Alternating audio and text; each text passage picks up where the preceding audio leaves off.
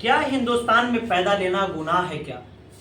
क्या आप हक की लड़ाई के लिए अगर रोडों पे उतर रहे हैं तो ये गुनाह है क्या? या तो सरकार अपनी निर्दनता पे उतर चुकी है, अपनी दंडता पे उतर चुकी है, और सरकार सत्ता में बैठे हुए अपने पावर का यूटिलाइज कर रहा है। ऐसे दिन आ गए हैं जब यहाँ के युवा के ऊपर लाठी बरसाया जाए। एक तरफ प्रधानमंत्री कह रहे हैं कि ये देश जो है युवाओं का है, युवा से देश बढ़ता है, और दूसरी तरफ इसी युवाओं पे लाठियां चार्ज हो रही है, शरीर पे लाठियां टूट रही है। कहां आपका ये वक्तव्य है?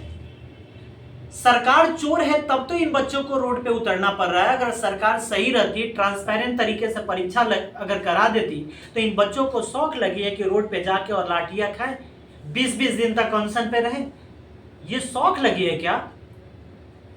अरे चोर तो सिस्टम में बैठा हुआ लोग है, और झूठ मूठ के इन बच्चों को अपने अधिकार के लिए जब 100-125 सीट निकलती है और उस अधिकार के लिए लोग रोड पे उतर रहे हैं तो इनके ऊपर आप कहीं ना कहीं बर्बरता से लाठी चला रहे हैं।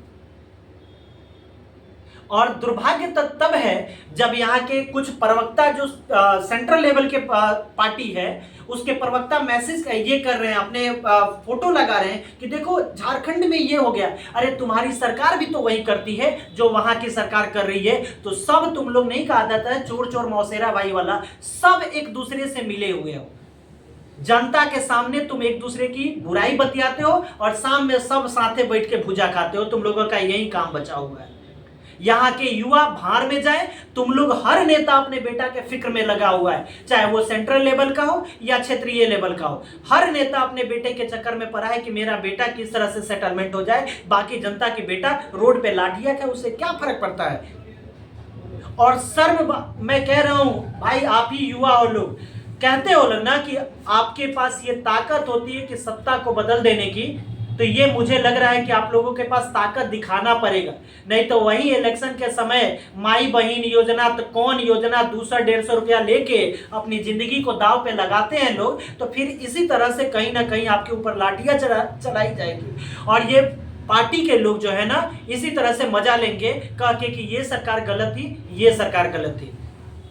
इस तरह से अगर कोई भी कर रहा है ना, बताइए इस बच्चे का क्या आतंकवादी है क्या? ये पाकिस्तान से आए हुए बच्चे हैं क्या जो इस तरह से लाठियां चार्ज कर जा रही है? यही काम बचा हुआ है सरकार के पास। इसके डेलीगेट से बात नहीं कर सकता था 20 दिन तक। आज 7 से 8 दिन हो गए, बच्चे रोड पे प्रोटेस्ट कर रहे थे शांतिपूर्वक तरीके से। सरकार सोई हुई थी या सरकार मर चुकी थी जिस समय बात नहीं कर रही थी? सरकार तो मरी नहीं थी, उसके डेलीगेट, उसके ऑफिसर तो मरे हुए नहीं थे। हिम्मत नहीं थी बात करने के लिए बच्चों से, और पूरी ड्रामा करके रखे हैं लोग। आप बस युवा रोड पे आए, लाठी चार्ज कर दो। पूरे हिंदुस्तान को इन लोगों ने गर्त में भेज दिया। यहाँ की युवा पीढ़ियों को बर्बाद करने का अगर किसी को श्रेय जाएगा ना, तो इन सरकार लोग, इन्हीं के जो सरकार में बैठे हुए दुष्ट किस्म के लोग हैं, इन्हीं लोगों पे जाएगा सबसे पहले। ये सब नेता जो है ना अपने बेटा के सेटलमेंट के चक्कर में पड़े हुए हैं। बेटा कहीं से पढ़, उसको पॉलिटिक्स का पी नहीं पता है, वो मंत्री बनेगा। और पावर का यूज करते हो, पुलिस का यूटिलाइज करवाते हो। क्या अगर ये बच्चे वहां पे हट गए पीछे, नहीं तो पुलिस को भी रोक नहीं सकते थे, उनसे ज्यादा तादाद में थे, लेकिन कभी भी वर्दी के ऊपर इन्होंने हाथ नहीं उठाया। और तुम लोग यार सरकार के कहे हुए चीजों में डंडा चला रहे हो। इंसानियत तुम्हारी कहां है? और सरकार तो निकम्मी हो गई है। सबको अपने बेटा का, अपने दामाद का, अपने बेटी का चिंता है कि मेरी बेटी मंत्री बने, मेरी बेटी विधायक बने, मेरी बेटी ये डिपार्टमेंट में जाए। बस यही काम बचा हुआ है नेता सबका। और आम लोग, जो गरीब लोग मेहनत कर रहे हैं, साल 2-2 साल मेहनत करते हैं, फॉर्म का इंतजार करते हैं, फॉर्म आता है और धांधली हो जाता है। 100 सीट था, बच्चे एग्जाम दे रहे थे, तुम इतना भी कम एग्जाम कंडक्ट नहीं करा पा रहे हो। ये कौन है? पाकिस्तान से आए हुए आतंकवादी हैं कि जिसके ऊपर तुम लाठी चार्ज करवा दिया? मत करो लोग, ना तो देश की माहौल बिगड़ जाएगी, और बिगड़ जाएगी तो फिर कंट्रोल नहीं कर पाओगे। अभी ये सब झांकियां चल रही है, इसलिए ये सब कहीं ना कहीं आपको इंडिकेट किया जा रहा है कि आप लोग संभल जाइए। नहीं तो फिर इसका परिणाम बहुत बुरा होने वाला है। इस बात को लिख लीजिएगा, देख लीजिए किस तरह से, देखिए क्या दशा है। लाठी जो है वो चलने लगी है और पुलिस जो है वो लाठियां बरसाने लगी है। आप ये तस्वीर है, कैमरा देखिए, अब देखिए कि पुलिस जो है लाठियां जो है लाठी चार्ज कर दिया गया है।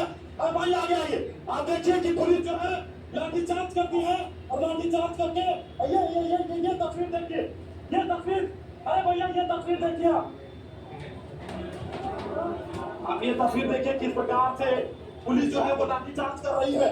तो ये अरे अरे अरे ये तस्वीर देखिए, आपके, अरे भैया क्यों मार रहे हैं, क्यों मार रहे हैं भैया, ये देखिए। ये कहाँ तुमसे कह रहे थे कि तुमने 106 सीट लगाया निकाला था, उसको 500 कर दो, ये कभी तुमसे मांग किए थे क्या? ये तो यही ना बोले कि 106 सीट अगर तुमने निकाला तो उसका ट्रांसपेरेंट तरीके से एग्जाम कराओ। तुम्हारी इतनी भी तुम्हारी सिस्टम की औकात नहीं है कि इतना बढ़िया से एग्जाम कंडक्ट करा लो। और ये कभी नहीं होगा, मैं लिख के देता हूं, क्योंकि सरकार में बैठा हुआ आदमी चोर है, जो डिपार्टमेंट में ऑफिसर बैठा हुआ है वो चोर है। तो ये कभी भी नहीं सुधर सकता है, क्योंकि इसमें कोई छोटी मछली कभी भी हाथ नहीं पकड़ सकती है। इसमें कहीं ना कहीं बड़े लेवल पर जो आयोग की परीक्षा होती है उसमें संलिप्तता होती है। और मुझे लग रहा है कि अगर कहीं भी ट्रांसपेरेंट तरीके से जांच होना तो एक से एक बड़े बड़े लोग इसमें आएंगे।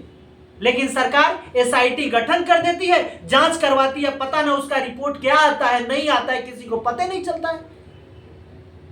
इसलिए निर्धनता पे मत उतरिए लोग, और कहीं ना कहीं युवाओं को मत जगाइए, नहीं तो देश में देखे ना पड़ोसी देशों का क्या दशा हुआ। तो फिर ऐसा ना हो कि आप लोगों के जगह पे भी ऐसी कहानी बन जाए, क्योंकि बच्चे अपने अधिकार के युवा हैं। और ऐसा मत कीजिए लोग, बहुत बुरा परिणाम हो जाएगा फिर।